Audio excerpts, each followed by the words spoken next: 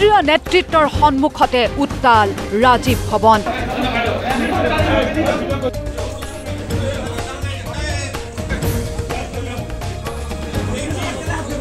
ৰাজীৱ ভৱনত প্ৰাৰ্থিত্ব প্ৰত্যাশীয়ে ভিৰ কৰা সন্দৰ্ভত মুখ্যমন্ত্ৰীয়ে কৈছিল প্ৰাৰ্থী আহিব লাগে কিন্তু মাৰপিট হ'ব নালাগে। কেণ্ডিডেট অহাটোতো ভাল লক্ষণ, খালি মাৰামাৰি হ'ব নালাগে। মই এটাই কথা কওঁ, কেণ্ডিডেট আহক, কণ্টেষ্ট কৰক, মাৰি অফিচ ভাঙি আমাৰ অসমত সেইবিলাক ঘটনা হ'ব নালাগে, বাকী চব শান্তি হৈ থাকিব। মুখ্যমন্ত্ৰী ডক্টৰ হিমন্ত বিশ্ব শৰ্মাই এই মন্তব্য কৰি থকাৰ সময়তেই উত্তাল হৈ উঠিছিল ৰাজীৱ ভৱন। ৰাজীৱ ভৱনত পুৰুষ মহিলাৰ মাজত টনা জোৰা চলিল।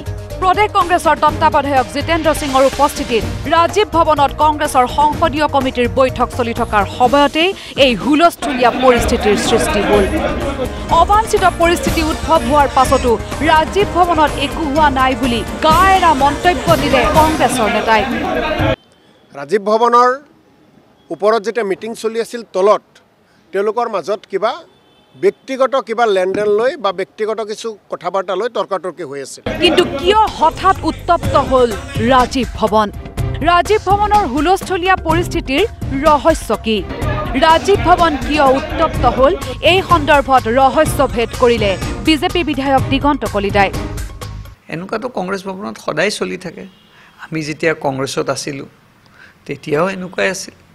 প্ৰশ্ন হ'ল কালি কিয় হ'ল গণ্ডগোলটো?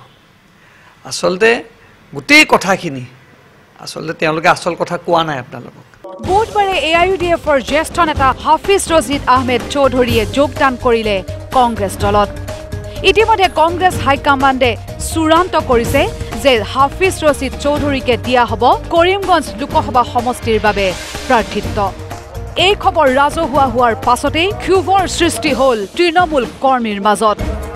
হাফিজ ৰছিদ চৌধুৰী জইন কৰিছে কালি, ওপৰত চেণ্ট্ৰেল লিডাৰ বহি আছে আৰু কংগ্ৰেছ হাইকমাণ্ডে হাফিজ ৰছিদ চৌধুৰীক এইবাৰ কৰিমগঞ্জৰ টিকেট দিব ভাবি লৈছে তেওঁলোকে। যদি কৰিমগঞ্জৰ প্ৰাৰ্থীগৰাকী চূড়ান্ত হৈয়ে আছে তেনেহ'লে আন প্ৰাৰ্থিত্ব প্ৰত্যাশীৰ পৰা কিয় 1 লাখ টকাকৈ ল'লে কংগ্ৰেছ নেতৃত্বই? যে যদি কংগ্ৰেছ হাইকমাণ্ডে বা ভূপেন বৰাই হওক বা দিল্লীয়ে যদি হাফিজ ৰছিদক টিকেট দিয়ে, তেতিয়াহ'লে এই মানুহবিলাকৰ পৰা 1 লাখ টকা নতুন মানুহবিলাকৰ পৰা কিয় ল'লে? ঠিক তেনেকৈ নগাঁৱত গৌৰৱ গগৈ টিকেট পাব, কিন্তু কিমান মানুহৰ পৰা পইচা তেখেতসকলে লৈছে এইটো কৰি সেই নতুন মানুহবিলাকক ডিমৰেলাইজ কৰিলে। আৰু দ্বিতীয় উদ্দেশ্য কংগ্ৰেছৰ চান্দা। ভূপেন বৰাই ভাবিছে 1 লাখ টকা মই অফিচিয়েলি লওঁ, তাৰপিছত দাম দৰ হ'ব তেওঁলোকৰ, কাৰণ ইতিহাস সেইবিলাক আছে নহয় কংগ্ৰেছৰ। তেখেতসকলে দেখুৱাই পইচা লয়, আকৌ নেদেখুৱাই পইচা লয়। মানে দল তেওঁলোকক নালাগে, তেওঁলোকক লাগে নিজৰ অংক। বুধবাৰে সৃষ্টি হোৱা অবাঞ্ছিত পৰিৱেশ সন্দৰ্ভত মন্ত্ৰী অশোক সিংহলৰ প্ৰতিক্ৰিয়া। এয়া কংগ্ৰেছৰ সংস্কাৰ।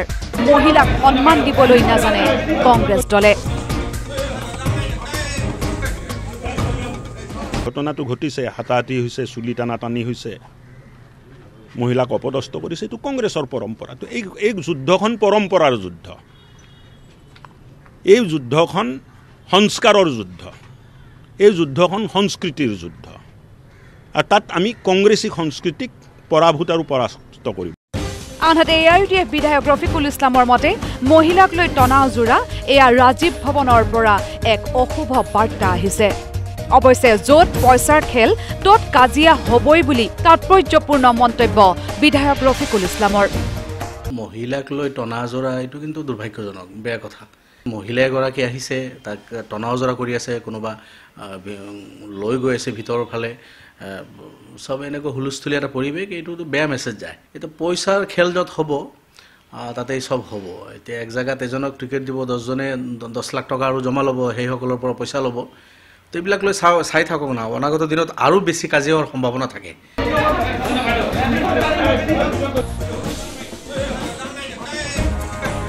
Bureau report, news live.